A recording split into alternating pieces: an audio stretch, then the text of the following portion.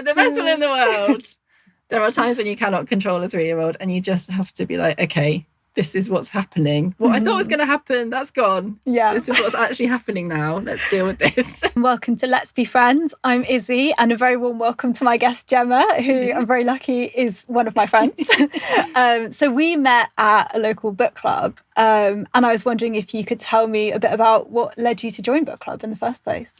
Yes, I joined book club a long time ago. Pre-COVID, actually probably in a previous iteration when it was a completely different group of people.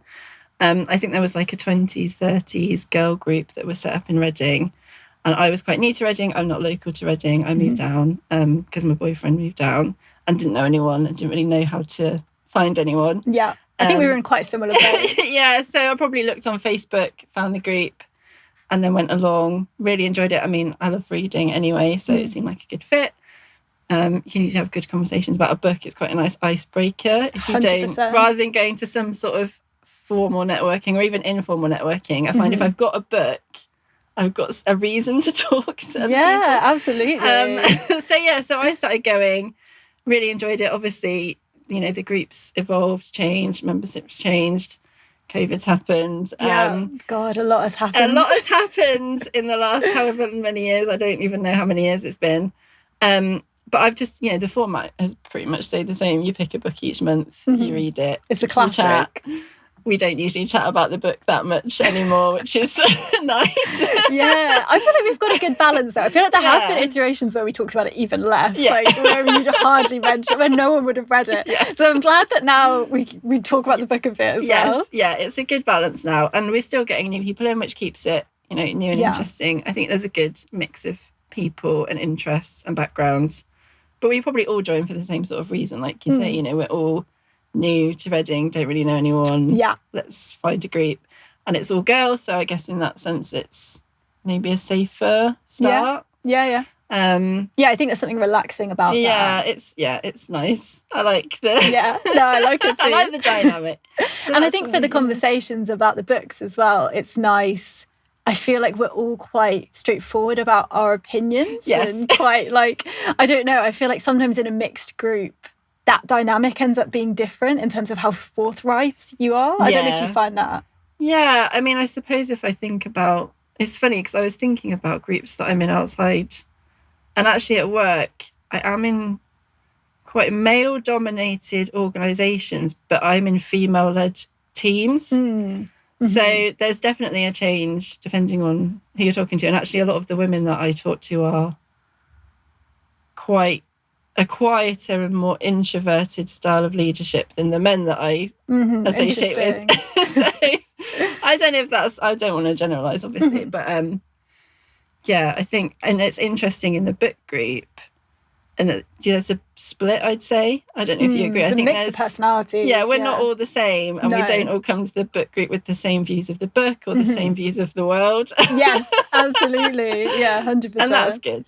Yeah, I think it's great. And it was interesting. I feel like there was a moment where I felt you and I kind of became closer, where we had quite a passionate disagreement about like an ethical issue that came up in the book.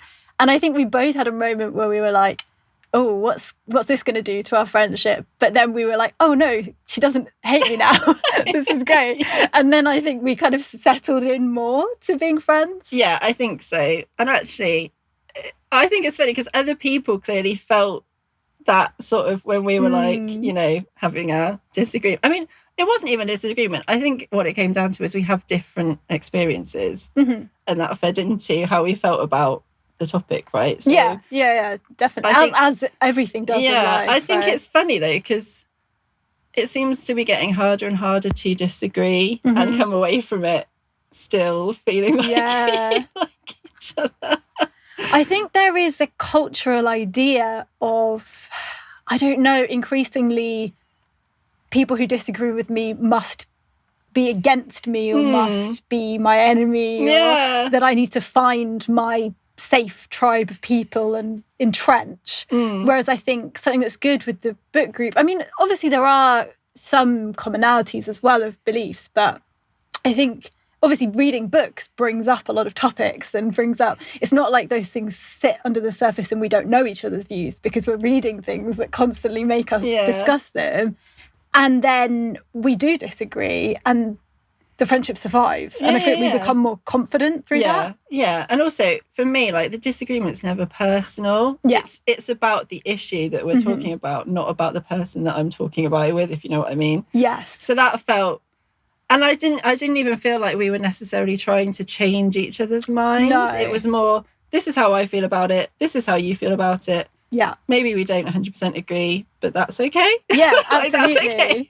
And I think what we both were wanting in that moment was to be understood. Yes. And for you to, like, I wanted you to know why I thought what I thought. And I think you wanted me to know that. Yeah. And I was like, oh no, I know where she's coming from. Yeah. And we still came away disagreeing. Yeah. But it was nice that I felt we understood each other, we had clarity on it, and we still respected each other. Yeah, I think you're right. I think it is, you want to feel listened to. And maybe that's what I like about book club, actually, is that there's no one or two dominant voices. Everybody gets the opportunity to talk. We're quite inclusive, I think, in like, what did you think about the book? What did you think about the book? There's never any like, well, this is what I thought about the book, and everyone else goes, okay, that sounds right. Yeah, 100%. It's like, well, actually, I didn't like that character or whatever, whatever it is. So what do you think the effect is of having these kind of mixture of different personalities kind of all coming together in these discussions?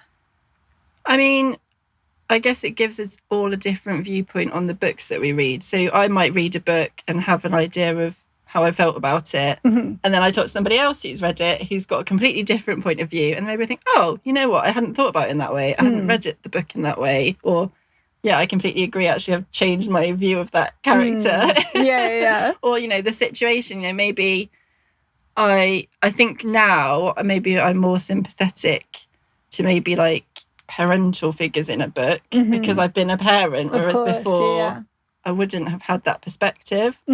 So I would hope that, sometimes things I say in book club influences how other people feel, but definitely because we all do come at it from different points of view, it grows.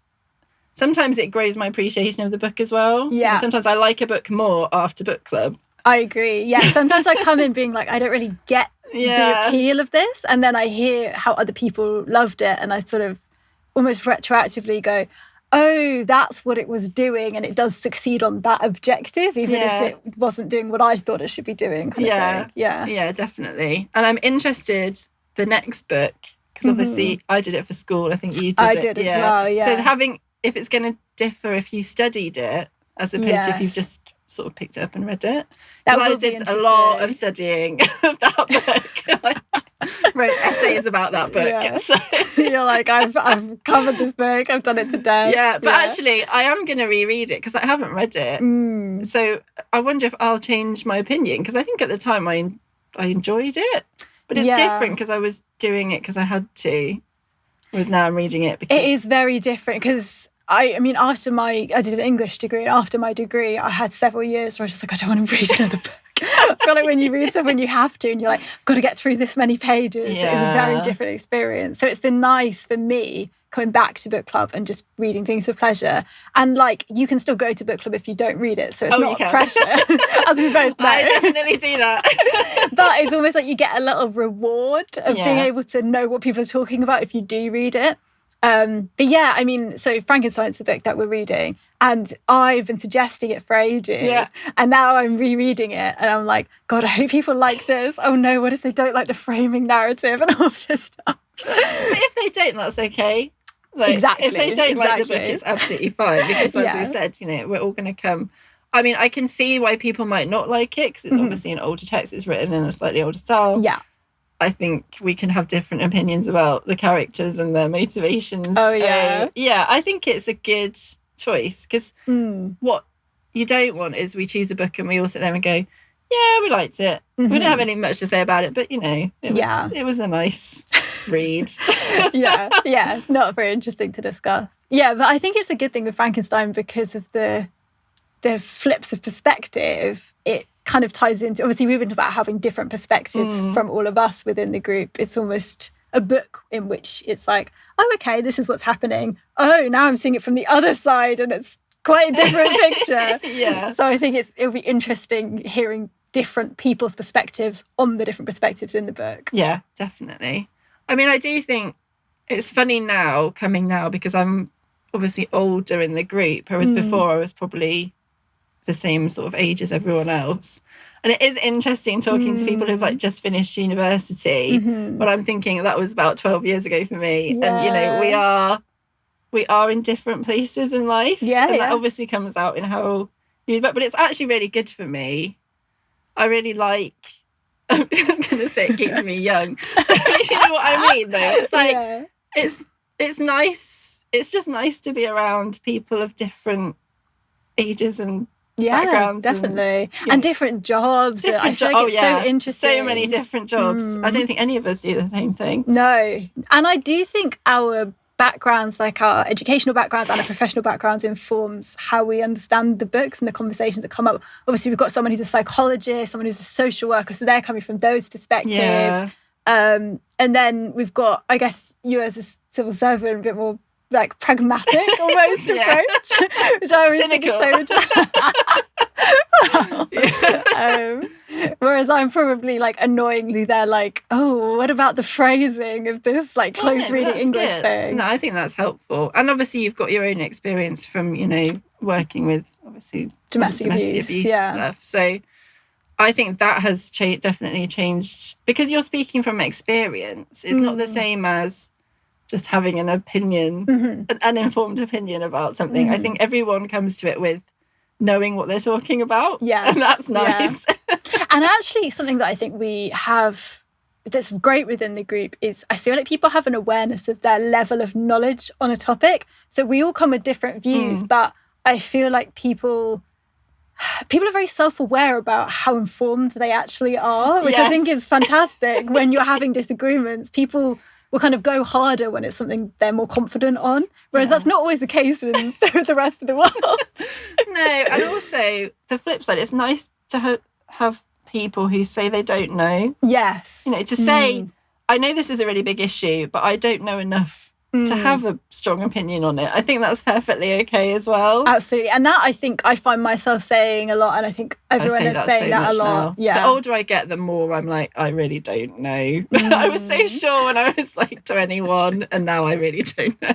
Yeah, I feel like, I look back on myself as like a 15-year-old. Oh God, I had it all I knew everything. Out. Yeah.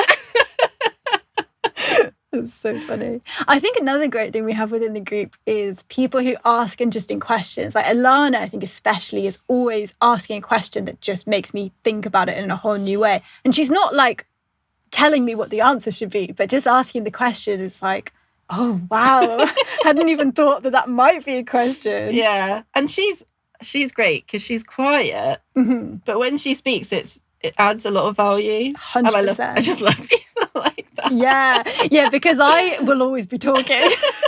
Maybe some of it has value, but I will be saying a lot. Yeah.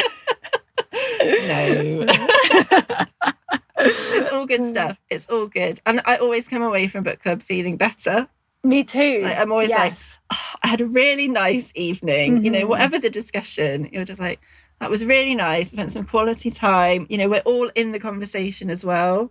You know, sometimes like you go out with friends and you're on your phone and you're not really, you're sort of half listening, but you're thinking about other things. I feel like we all come to book club to be at book club. Yeah. And that's really nice. Yeah, we're very like interested in everything that everyone else is saying. And yeah, I completely agree. I always feel like refreshed afterwards.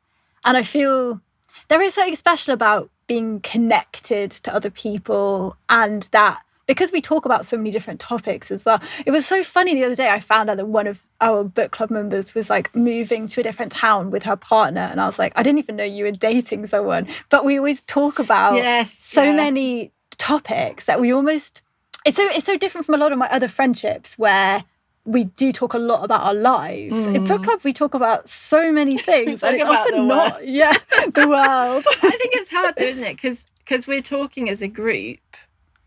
We don't very often, I mean, sometimes we do a little bit at the start, but we don't very often have, you know, those sort of one-to-one or one or three people having a sort of smaller conversation where you probably would be more like, so, you know, what's new with you? How are you doing? It does feel more of a group discussion. Yeah. Where you're maybe not going to be like, oh, so-and-so, like, what have you been doing? Yeah. What's the update on your like dating life or whatever?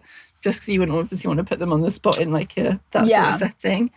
But yeah, I do think, I mean, I don't know, because we've started to do more socials outside of book group. Yeah. I mean, I'm still clinging on to karaoke one day. Oh, I really want to do karaoke. Yeah. And I think that will also broaden our sort of knowledge of each other. Yeah. And I mean, you do netball, don't like with the people sometimes meet. Oh yeah, there's a lot of netball people at book club and book club people at netball. Yeah, there's a lot of crossovers. 100%. And that's something that I love about Reading is it's the size of a place where it is small enough that you meet someone somewhere and then you can invite them along to your other thing, or you happen to see them at two things, because it's not so spread out that you're just never going to bump into someone ever again kind of thing. Yeah, I think Reading is... It's funny, isn't it? Because I've sometimes thought Reading's not got much going on, but actually what it's got is a lot of people who are almost like in transition. So maybe they've finished university, or, you know, they've started a job in London, so they're living in Reading and commuting. They don't necessarily know they're in the right frame of mind to meet people. Yeah. Yeah. And they're quite open to building those connections in a way that maybe you wouldn't if you felt like you already knew, you know, you already felt like you had a friendship group and you didn't need any more friends. Yeah. I think it's quite a lot of people move to Reading. Yeah. There's a lot of openness, I think, to connect. I agree. Yeah. Yeah. And I think that's quite exciting when you're going along to things knowing that it's not just necessarily that you'll see them at that place, but that people are kind of wanting to get to know people, build friendships outside of that. Yeah. And also, although we don't necessarily talk about our personal lives, I mean, we do sometimes, but not as much as maybe in some other contexts. I found that, for example, when I went through a breakup recently, everyone was like, let's, you know, we're here for you. Let's hang out. Let's do things, which is exactly what I needed. I didn't necessarily need to like get into the nitty gritty of it with everyone. Like, obviously, with some friends, I was talking about it, but you don't want to just be talking about it all the time. Sometimes you just want to do fun things and like hang out with your friends and talk about other things, talk about anything else, you know? Talk about Frankenstein, whatever. Yeah, no, I agree. I think sometimes you do find it's a helpful distraction. So as you say, we've both been going to book club for years and years and years at this point. And one of the big changes that's happened over that time is that you now have a daughter. So on the topic of friendship, I'd be interested to know sort of how has becoming a mother changed your approach to friendship? Yeah, interesting question. I don't think my previous friendships have changed in the main. So a lot of my friends don't have children, don't want children. I think maybe it's changed in the sense that sometimes when we meet, I'll bring Phoebe, sometimes when we meet, I won't, because partly for my own benefit, because it's nice to have time with your friends without a 3-year-old tearing the place up. Sometimes because I know they'd rather not have a 3-year-old tearing the place up, which is perfectly valid. It's funny because one of my friends said to me recently that they think that me becoming a mum has changed me quite a lot. And I didn't feel that different. But they said I'm more maternal than they thought I would be. And maybe more... Towards Phoebe or in general? Just in general. I mean, I'd like to think I was fairly caring before, but they definitely think it's had a positive effect. I mean, maybe I'm more positive in general. I don't know. Maybe I've got more... I don't know the right word. Like, I've got more joy. Like, she's so infectiously joyful. It's crazy. Like every morning, she's got this clock that lights up when it's time to get up. And every morning, she runs into the room when this clock changes colour. She's so excited for the day. It's 7 o'clock in the morning. I'm like half asleep, like, what's going on? And she's like, come on, we're getting up. We've got things to do. You know, we're getting on. She's like that all day until she goes to bed. And it's been a big adjustment, but actually I appreciate most of the time when I'm not super tired. Just that, I just love that, you know, excitement. Yeah, enthusiasm for life. Yeah, just enthusiasm, and everything's new. So I love that. And I want my friends to see that and to see her like that. So, you know, I do try and make sure that we get time with her, with my friends. I think it's important as well for her to see her parents as not just her parents, but like friends to other people. Definitely. You know, sociable people. I mean, my parents, my mum, I don't think she ever had people around. My dad usually had friends at the pub. Interesting. Yeah, I think I would have benefited actually from seeing them be more sociable, because I think I was quite quiet. I mean, I still am. But definitely at school, I was super quiet. You know, I really struggled to know how to interact with people because I just didn't see interactions. Yeah, because you do learn how to do things from your parents, model, exactly. And it is a skill. So, you know, and like when we are out, if I take her out for dinner with friends or whatever, she's part of the conversation. You know, she's involved. I ask her what she thinks. I ask her what she wants to eat. You know, I want her to know how to sit at a table and you know, be part of something. So, yeah, I think it has changed me. I mean, friendship after having her. I mean, I've made, you know, new sort of mum friends. She's got a friend at nursery and I'm close with his mum now. And I've got quite a good group of friends where we've all just been through those first couple of years where it's really hard and you don't really know what you're doing and you just need somebody else who's awake at sort of 3:00 in the morning to say, imagine. I'm so tired. You know, this has happened. I don't know what's going on. And that's been invaluable as well. Because, you know, first time mum, no idea what I was doing. They sort of, you know, you get handed a baby, you go home and you think, oh my goodness me. It's a lot, I imagine. What do I do with this now? And I feel like when you go through a huge life change like that, I mean, obviously I'm not a mother, so I haven't been through that life change, but any big life change, just having someone who's like, yeah, I actually do know what you mean, I think is huge. Yeah, right? I think having people who were in it at the same time, like who had babies the same age as Phoebe, so we were literally, you know, they were sort of days, weeks apart, that was helpful. Because now the newborn phase to me is a lifetime ago. I'm not sure how much help I would be necessarily to a mum who's got a new baby, because I've probably blanked out and repressed some of it. Yeah. So it helps to have people. Pretty the sleep deprivation. Yeah, it helps to have people in the stage, and especially for me, because I lost my mum 11ish years ago. I needed friends because I didn't have my mum to call and say, you know, oh, help. Yeah. You know, what was I like? What do I do in this situation? So, having sort of those friendship groups has been crucial, really. And how did you meet those friends? NCT. I did an NCT class. That was really good.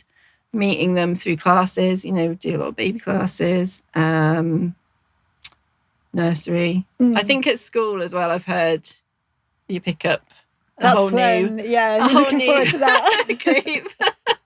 I am looking forward to it. I think because Phoebe's looking forward to going. Oh, that's really nice. Yeah, she's super excited to go to school. And she's really sociable. And it's funny because I watch her and I'm like, I'm not like that. So maybe some of the modelling that you're doing is working. Yeah, I hope so. I mean, yeah, I am. I'm conscious, and because she's an only child and, you know, she's going to stay an only child, she's not going to have that sibling socialisation. I mean, nursery's great as well for the sort of peer-to-peer socialisation. But yeah, I think it is important that she sees sort of us going out and... Definitely. Too. So she's definitely made me more assertive, I'd say. In what way? Like, I guess because I know she needs an advocate, you know, before. I mean, it's silly examples, but if I went to a restaurant, I would wait for my husband to ask for the bill, or I'd wait for him to ask for a fork or whatever it was. Whereas now if I'm out with Phoebe, I'll ask because Phoebe's not going to ask. So I have to just get on with it. So there's a lot more of, you know, I need to just do this thing that I normally feel really awkward about because she needs it. So I'm going to sort it out. Yeah. I think it's so interesting. Sometimes it's easier to be assertive for another person than for yourself. But then it kind of can build that muscle to where you can do it for yourself. Yeah. Because you're more used to it. Yeah, I'm not sure I'm there. Maybe one day. Yeah, I am a little bit. I think there's definitely a bit of me, if it's like you say, a caring responsibility where I can do it. Mm-hmm. But if it's for me, I'm maybe less... Interesting. Maybe more like, oh, well, I'll just, I'll sit here and wait for someone to come and offer to do something rather than being like, excuse me. Interesting. And in terms of the actual like practicalities, and obviously you said that you still make time to see your friends without Phoebe as well. In terms of the logistics of that and childcare and things like that, how have you been working that? Yeah, so I mean, I'm super lucky. He's going to get a big head from this. My husband is amazing. Like we're very equal. Mm-hmm. I'd say equal parenting. We get our time. We make sure that each other has the time that they need to do the stuff that they want / need to do. So, if it's going for a social, if it's seeing friends, I will get the nights and the days that I want, and vice versa. He'll get the nights and days that he wants. And I think because something we did early on when Phoebe was born was we shared parental leave. Mm-hmm. So he took some time off. He took about 3 months off when she was first born. And I think that made a huge difference for us because it meant he could do everything that I could do. Yeah. I think sometimes, you get a bit reliant maybe on one parent who sort of does all the childcare. They know what to do. Maybe the other one doesn't feel so confident. Mm-hmm. Or maybe even the mum or the dad, whoever the primary caregiver is, doesn't feel so confident to go out. You're like worried about going out because the other parent might not know what to do. Yeah, exactly. Whereas I was like, I'm going to go. Yeah. It's going to be fine. I'll just do it. And now I wouldn't even think, like coming here, it's not an issue at all for me to say, can I go out for a couple of hours and you watch Phoebe whilst I'm doing this? So that's been massive. And I think nursery as well has been really helpful for both of us. It's just a bit of breathing space, almost like going to work feels a bit easier. Mm-hmm. For me personally, I think I've always needed both to do a bit of the mum role and to still work. I don't think I could have ever given up work. Yeah. Because even in maternity leave, I mean, you probably shouldn't think so, but I definitely had days where I was like, I mean, we're just not having much of a very good conversation, because obviously she's 6-7 months old. Yeah. And you're sort of sat there like, oh. Yeah, well, it's not the same as adult interaction. Is it? Yeah. It's not the same as adult interaction, definitely not. So I think it works for us to give each other the time. I think one thing where we maybe struggle more is the couple time. Like, I think we're very good at saying, me go out, you go out, one of us will stay at home, but finding time where we can both go out and leave Phoebe, I think I'm still not quite at the stage where, I'd get a babysitter in, for example. So that, I think, that I'd like more of that. Yeah, that makes sense. And do you have support from like family, for example? Yeah, so I mean, Ben's mum and his brothers are good. I mean, I don't have any family, unfortunately, who can help with childcare. But again, I'm hoping like as she gets older, maybe through school friends, school parents, etc., we can, or even like paid help, we can find a bit more time. Yeah. But it's great that you guys have got a good balance in terms of the social side of things. And was that something you sort of discussed and consciously planned, or? I think we did plan. I mean, we were waiting for Phoebe for a long time. So we put a lot of thought into what it was going to look like. And I've been very upfront, certainly about, the work situation. I always said I was going to go back to work and I wasn't going to be, like full-time mum or, primary. I wanted it to be equal. Yeah. And we kind of worked that out, the shared parental leave, we sort of agreed well in advance of it happening. So yeah, I think we'd thought about it as much as we could. Yeah. But then obviously when the reality hits and the baby's here, I can't pretend that it was there weren't things that we argued about, there weren't things where we were like, oh my God, I hadn't actually thought through what this was going to look like. You can't plan everything. You cannot plan everything, unfortunately. Like there was, and when she was 10 months old, I went to Glastonbury with a couple of friends, And in my head, I was like, oh, it'll be absolutely fine. Like, you know, she'll be old enough. It'll be fine. I'll just go away. I won't, you know, it'll be fine. And then I got there and I was like, oh, no, I'm not ready. No. I'm not ready to be here. I'm really not ready to be here. And then she got poorly. I ended up going home early. No. And I think from that now, I think I have an expectation of this sort of things will go so well, but maybe I bigged up Glastonbury in my head to be like this amazing weekend, and actually things happened. And now I feel more like I'm okay when things happen, and maybe it's okay that the amazing thing you thought was going to happen doesn't quite happen. Sort of more rolling with it. And I think I was definitely more of a control freak before I had Phoebe. And now I've had to, because you have to, because you can't control every variable, and you cannot control a 3-year-old. No. Like, the best one in the world. There are times when you cannot control a 3-year-old, and you just have to be like, okay, this is what's happening. What I thought was going to happen, that's gone. Yeah. This is what's actually happening now. Let's deal with this. Yeah, absolutely. Yeah, flexibility. Yes, flexibility, patience. Yes. Which I feel are also factors in adult relationships as well, to be fair. I feel like that is a major friendship skill as well. Is like flexible. Obviously, with adults, there may be less unpredictability than with a 3-year-old, but there is still that element. Maybe sometimes, maybe not. I feel like that. I don't know. It's interesting. It's almost like an important social skill for every relationship in a way, like that adaptability. Yeah, I think so, and I think it's empathy, isn't it? And actually, even with Phoebe, you know. I mean, I read so much about parenting styles and guides and all the rest of it. I think something we were talking about is what I feel with Phoebe. She wants to be understood and listened to. I think that happens at a really early age, that you just want someone to feel like somebody's listening to you. When she's having a tantrum or whatever, sometimes I think she just wants me to hear that she's annoyed about whatever she's annoyed about. Yeah, so it's less about getting what she wants, more just you knowing that's what she wants. It's like, can you, like, I really want this ice cream or whatever it is. Like, please just recognise how upset I am about this ice cream. Yeah, that's so interesting. Yeah, it ties right back into what we were saying we wanted when we were disagreeing at Book Club. Exactly. Yeah, that's so interesting. Oh, well, is there anything else you'd like to add on the topic of changing friendships as you have a child?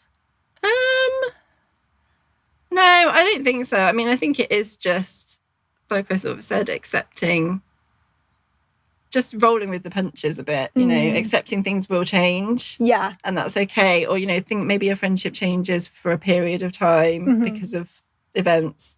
But that doesn't mean in the future you can't, you know, reconnect. I don't feel like friendships that have maybe... I see some of my friendships as paused rather than ended. That's really interesting. Because we just don't have the time, you know? And especially if both of us have kids, then it does become impossible to find a date that you can meet. Is that logistic? Yeah, and you're working as well, and the child, well, both children. Yeah. So sometimes it's like, you know what, for like this period, we'll just, if we can, we will, and if we can't, it's fine. But we're still there. And it's fine. That's interesting. And do you keep in touch, like, through technology or things when that happens? I mean, I text, you know, I'm texting quite a lot, WhatsApp, obviously. I don't have much social media just because I find my personality type gets quite anxious by it. I've never really got to grips with, you know, Instagram and all that sort of stuff. I find it creates... I feel pressure when I look at it. Interesting. You know, like the parenting stuff that I mentioned. I read it and then I just feel like a bad parent. Well, why am I putting myself in this situation? I felt okay, and then I started reading this, and now I feel like I've done something wrong. Whereas actually, if I hadn't looked, I'd have felt like... Because there's always going to be these different conflicting advice, and you can never really follow all of the advice. No. So, yeah. And people are, you know, a lot of it is promotional, right? They're presenting something to sell something, or they're getting paid for it, or they want to, you know, portray a certain image of the type of mother that they are. And I'm just sat here, you know, covered in snot and whatever. Like, that's nice for you, but I love that. But it's not my, that's not my aesthetic right now. But there is so much of like, oh, by the way, there's something wrong with you, so buy my thing, and then you'll be the right mother or the right kind of person, the right kind of friend. All this stuff. And it really, I find it sometimes quite, what's the word, scammy almost. Like, you're vulnerable, especially in the newborn stage. You're sleep deprived. You're panicking. You're anxious. You don't know what the solution is. If someone says, for example, I can, pay me £300, I'll give you a sleep training course and your child will sleep through the night, you're going to be like, well, this is obviously what I need. Like, this is the perfect solution. You're like, I would pay anything to sleep through the night. I would pay anything to sleep for 8 hours. And I don't know. Is that... I agree. That the right thing? It seems very exploitative. I mean, if it works, then great. But I think, I know for me, like you say, I'd be the sort of person like, oh my God, I need that. I'm going to pay for it. It's going to solve my problems. And then if it doesn't, then how do you feel as well? Like, well, did I just do it wrong? Do I need to pay more for a different course? Do I need more advice? Like, where does it can be a bit of a spiral of inadequacy. Yeah, and it can be very addictive with social media. That's the problem that I have with it. Yeah, and I think sometimes if I'm feeling disconnected from other people or lonely, then I feel more compulsive to use more social media, but that doesn't actually make me more connected. Yeah. I think that's, going back to the book group, the fact that it's face-to-face, we're all meeting together in the same space in person. I think that's a huge benefit. I mean, it wouldn't work 100%. On Teams. No. There's something about just being in the room, letting the conversation flow. On Teams, you're always like, sorry, you go. It's not natural. And you can't make eye yourself contact. Like, oh my God, like what's happening with my hair? And then yes, 100%. Yeah, whereas when we're at book club, I'm never like on the outside of myself looking at myself. I'm just living it in myself, as myself, just interested in the other people. Yeah, I think that makes a huge difference. I think that's why I like going, because it is. I mean, even with work, I'm working from home quite a lot. I'm on Teams quite a lot. I don't actually see many people. If I think about it, in a week, I probably don't see that many people. Maybe just like Phoebe's nursery worker. And somebody in like, I don't know, M&S or something. Which are quite brief interactions. Very transactional as well. Like, you're not really talking. It's just information exchange. But like, Phoebe ate this for lunch. I mean, it's not stimulating particularly. And it's not connection either. It's funny though, because I don't think... I reflected on this before, like with Phoebe's nursery workers. I see them 3 times a week, morning and evening, for pickups and stuff. I don't think I know anything about their lives. Like, you just don't have the time to get to know them, even though they're watching Phoebe 8 hours a day. They're quite important, integral people in her life. And we don't seem to have the time to be like, what are you doing this weekend? Just simple stuff. It's an interesting dynamic, isn't it? I haven't really thought about that. I should make more of an effort, I think, to get to know them. It's something that I like with book club though, is the amount of time that we get to talk. We're usually there for like 2-3 hours. I feel like that lets you kind of settle into the conversations, and just things start to come out that wasn't maybe the first thing that you thought about the book, but just general concepts that you've been thinking about, or issues that you've been kind of muddling through. I think a lot of the books we choose, you can talk about real world stuff. You can put it in the context of the real world. So I think it naturally lends itself to, when we start talking about like politics and, feminism and all that sort of stuff. I think that's because of the books that we pick that we can talk. And that's why I said, like, it's a shame if we pick a book where it's just sort of, nice. Like like a beach read or something where there's not much to pull out of it. Although sometimes there does still end up being things where you're like, but what about the way in which, did they really have an equal relationship? It's the relationship stuff we usually can get on. That usually comes out as what do we think about like the guy in the relationship or the woman in the relationship, like who's in the right here? And that's when it's interesting, because that's when we were all like, well, I think so-and-so's in the right. Well, I think so-and-so's in the right. Yeah, it was interesting, that video game one. What is it, like Tomorrow and Tomorrow and Tomorrow? Oh, yeah. And it was so interesting because we were so split on like which of the two main characters we preferred. Yeah. And I was really surprised because I just kind of assumed everyone would think the same that I thought. I don't know why I thought that. But then it ended up being really interesting to hear. And I was quite protective of like the character that I liked, and everyone was like, oh no, I didn't like her because of this and this, and I was like, wow, this is fascinating. And that wasn't what I thought of as the controversial part of the story, if that makes sense. But it's those relationship things that we then end up unpicking. And I wonder if that's because you see yourself in the character. Maybe. Is it because you're like, well, this person is me, so of course I think they're in the right. Maybe. I'm trying to think back to that book now. Yeah, maybe she was behaving more like I would have behaved and he was less like I would have behaved. Quite possibly. Yeah. So maybe I was defending myself in a way. Yeah. So interesting.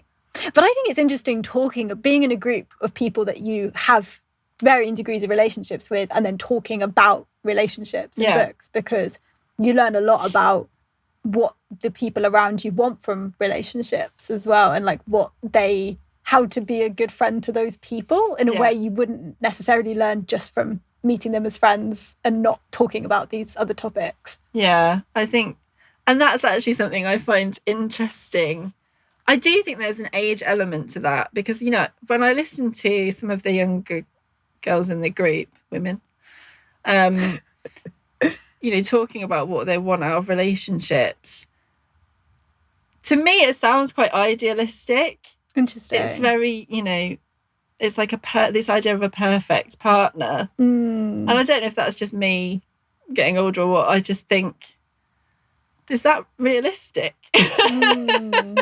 Where like there's compromise, right? There's always compromise in life. I mean, I think maybe that's how I feel when we talk about things we disagree with. Like, neither of us is 100% right or wrong. Like, we're coming at it based on the information that we have and the experience that we have, and that's the point we've got to. But I don't know, I'm not as well, I think I said that before. I think sometimes when you're younger, you're more conclusive in, this is what I want in a partner, this is what I want the world to look like, this is what I want, whatever it is. And then I'm a bit more like, well, there's grey areas. Maybe that's not feasible, or maybe what you think is perfect still has flaws that you haven't thought about yet. Although I think I am quite in favour of like women, I guess, thinking about their own desires in relationships. So I think I'm always pleased to hear when women have standards, even if they're not my standards, because I just think there's so much pressure on women to just like be in a romantic relationship at all costs. And I like it when I hear women being like, but I wouldn't want it if it was like this. I wouldn't want it if it was like this. I'm like, okay, good. Have limits and look after yourself. Oh, 100%. Yeah, boundaries are, I mean, in all aspects, boundaries are important, and knowing what you are willing to put up with. 100%. And in friendships as well. Yeah, absolutely. Well, thank you so much, Gemma. This has been such an interesting conversation. And there'll be new episodes of Let's Be Friends coming out on Wednesday afternoons. So join us for more. Thank you very much. Thank you very much.